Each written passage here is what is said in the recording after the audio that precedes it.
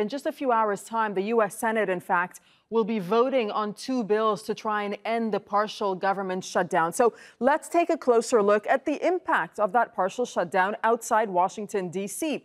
What's happening is that around 800,000 government workers are affected since it all began.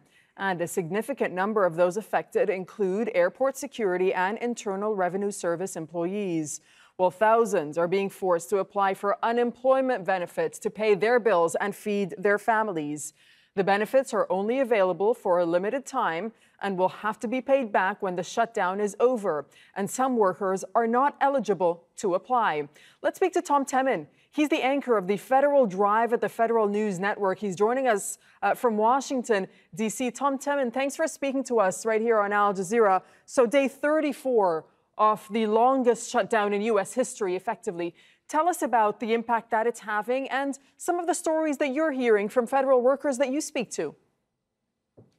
Well, Doreen, as you mentioned, 800,000 federal workers are directly affected. But in reality, probably all 2 million are affected because there's a lot of interagency activity that is not happening. If you are in an open agency like Health and Human Services and you have to call someone at, say, Housing and Urban Development, which is closed, that person is not at the other end of the line. So this is really affecting the entire government.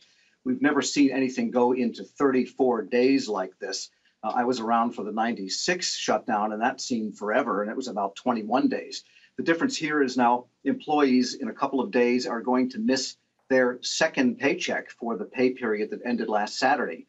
And so this is unprecedented. 2 pay periods is a long time to go without money for a lot of people. Yeah, that's the thing, Tom. A month without a paycheck is very long, and presumably that's going to snowball into serious financial difficulties for some families. How worried are they that this is just going to keep going on?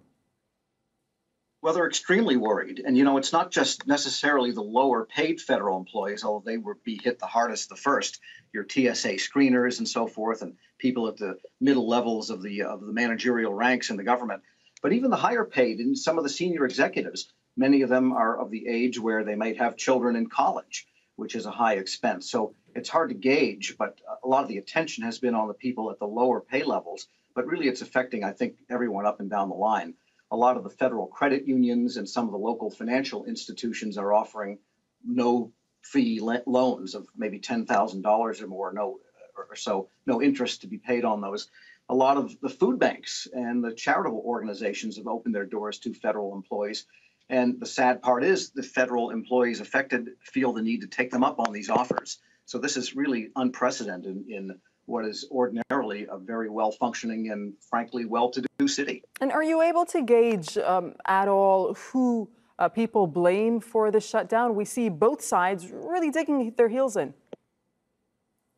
Both sides are digging in their heels. I think the only thing we don't have going on today is a snowstorm. Luckily, it's only raining here. That would add to the perfection of the gridlock in Washington. But my sense is the blame is pretty much going around the political parties. You've got several parties involved here. I mean, ostensibly, it's only the Democrats and the Republicans, but there's a couple of different strains in both parties. And then you have an unpredictable White House. So it's really a brew of politics we haven't seen in a long time. What the breakthrough might be really is anybody's guess. But I don't think federal employees are focusing that much on who to blame.